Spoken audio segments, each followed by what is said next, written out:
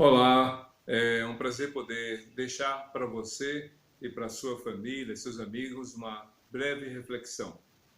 Quero aqui citar um texto na Bíblia que eu creio que a maioria das pessoas deve já ter memorizado, não só ouvido, não só ter conhecimento, mas já deve ter memorizado a ponto de poder falar de cor.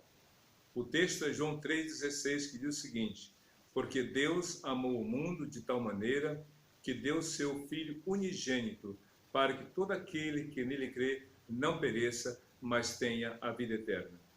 Eu creio que as coisas neste mundo, as coisas que são físicas, que são materiais, que são concretas, são limitadas. Limitadas porque elas podem ser verificadas, podem ser medidas no tamanho, na quantidade e no peso. Então, em função dessas condições, tudo que é concreto, de alguma forma, tem o seu limite. Mas e o que é abstrato? O abstrato ultrapassa esses limites, já que não é tão perceptível através dos cinco sentidos, pela visão, pela audição, pelo tato, pelo paladar, pelo olfato. O que é abstrato foge a esses limites. Por isso que, por exemplo, alegria, paz, são coisas abstratas. O amor também é abstrato, quando se compara com o que é concreto. Mas, embora seja um substantivo abstrato, o amor se manifesta não só em palavras, mas sobretudo em atitudes. Logo, vem uma pergunta: qual é a medida do amor? Bom, as pessoas impõem limites, as pessoas impõem condições para amar ou para receber amor. Por isso que algumas pessoas que já sofreram decepções, que já passaram pela frustração de se entregar, de se doar por alguém e não ter reciprocidade, não ter o retorno semelhante. Mas a Bíblia diz algo maravilhoso. Primeiro, diz que Deus ama você. Porque quando a Bíblia fala do amor ao mundo, o amor de Deus ao mundo, não está falando as coisas que neste mundo existem, que não são objetos do amor de Deus. Ele até recomenda que nós não amemos as coisas deste mundo, já que as coisas deste mundo passam. Ele fala do amor, que esse mundo de quem a Bíblia fala é as pessoas que neste mundo estão, porque Deus amou o mundo. Substitua a palavra mundo por pessoas e você vai ter uma compreensão exatamente deste amor, porque Deus amou o mundo. Não há ninguém que não seja alvo deste amor, do amor de Deus. Mas qual é a medida desse amor? E aí então João, o apóstolo João, que escreveu esse livro, diz assim: porque Deus amou ao mundo de tal maneira. Ou seja, não encontrando outra palavra para expressar a dimensão, a grandiosidade, a maravilha desse amor. Deus amou o mundo de uma maneira tão extraordinária que deu o seu único filho. Essa é a prova do amor de Deus. Essa é a medida do amor de Deus. Não ter medida. Não ter como explicar. Quem é que poderia dar o seu filho justo por alguém injusto? Só Deus faz isso. Até porque Jesus é a única pessoa justa nesse mundo. Deus amou o mundo de tal maneira que deu seu único filho. Mas de que maneira deu?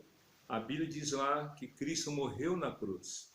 Ele morreu pelo seu, pelo meu, pelos nossos pecados, pelos pecados de todo mundo.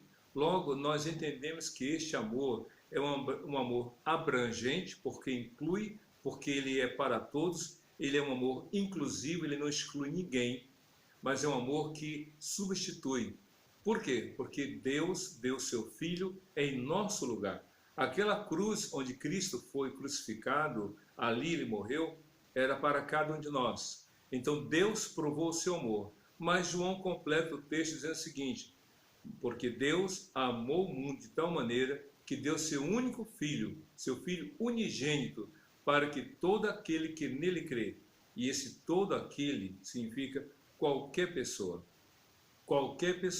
incluindo você, realmente pode crer. Na verdade, não é poder, precisa crer. Por que precisa crer? Por que você tem que crer em Jesus? Porque não há outro caminho, não há outro meio, não há outra oportunidade ou não há outra pessoa por meio da qual você pode ser salvo. Porque Deus amou o mundo de tal maneira que deu seu Filho unigênito para que todo aquele que nele crê, e crê, meu querido, minha querida, é confiar plenamente, é indo em direção a Jesus. Crer em Jesus é dizer, eu coloco a minha vida em tuas mãos, eu dependo de ti, porque Deus amou o mundo de tal maneira que deu seu Filho unigênito para que todo aquele que nele crê, e aí ele completa com duas outras expressões, não pereça, mas tenha a vida eterna. Esse perecer aqui precisa ser bem compreendido, porque perecer aqui está falando de morte, mas não a morte física, porque a morte física é algo que cada um de nós, em algum momento da vida, da sua existência, vai experimentar, e algo definitivo em relação à vida neste mundo. Mas esse perecer aqui não é, portanto, na questão física, mas na questão espiritual. Que ninguém, Deus deseja que ninguém morra sem salvação. Porque perecer é exatamente isso, morrer sem perdão dos pecados, morrer sem crer em Jesus, morrer sem salvação. De tal maneira, diz lá o texto, que deu seu Filho unigênito para que todo aquele que nele crê não pereça. E aí o término é maravilhoso, mas tenha a vida eterna. E vida eterna é vida com Deus. Vida eterna é a salvação. Vida eterna é o perdão dos pecados. Vida eterna é você viver neste mundo com o seu olhar voltado para os céus, sabendo de que a salvação, a glória eterna, a vida eterna está reservada a todo aquele que crê em Jesus. O texto é pequeno, mas traz mensagens grandiosíssimas para todas as pessoas. E eu repito, o texto é o seguinte, porque Deus amou o mundo de tal maneira que Deus deu seu Filho unigênito para que todo aquele que nele crê não pereça, mas tenha a vida eterna. Crê em Jesus e você vai viver neste mundo com a certeza do que está reservado para você em Cristo Jesus. Deus te abençoe, a você e a toda a sua família, hoje e sempre. Amém.